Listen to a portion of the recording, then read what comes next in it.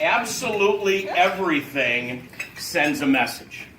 Everything sends a message. And 9/10 of the messages that you are sending through any means of communication, you may not even be aware of.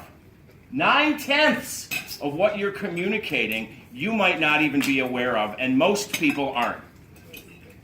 So, number one, let's try to learn how to be aware of some of those things. It's not rocket science. All the stuff that we're going to talk about today isn't rocket science. It has to do with things we're innately aware of. And so what we're going to do is just explore some of those things. Figure out what constitutes nonverbal communication. Figure out what constitutes tone of voice. Because the only 1/10 of what we communicate that we tend to think of most often are the words.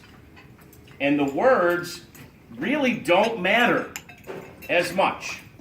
Of course the words matter, but the other 9/10 of what we communicate matters a whole lot more. And if we're not aware of it, we're still communicating on all 9 of those levels. We're leaking how we feel. Because if you don't like somebody and you think, well, I didn't say that, maybe not in words, but you're communicating it and they can pick it up. And so part of the idea here is to realize all the levels on which we are communicating, but also to think about all the levels on which other people are communicating.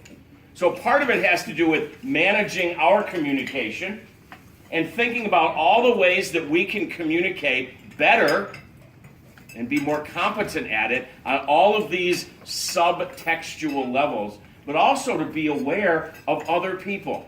People that are close to you in your lives. You can tell if something's wrong.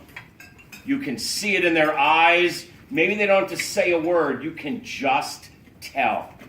So part of what we're gonna get into today also has to do with reading other people and those levels on them.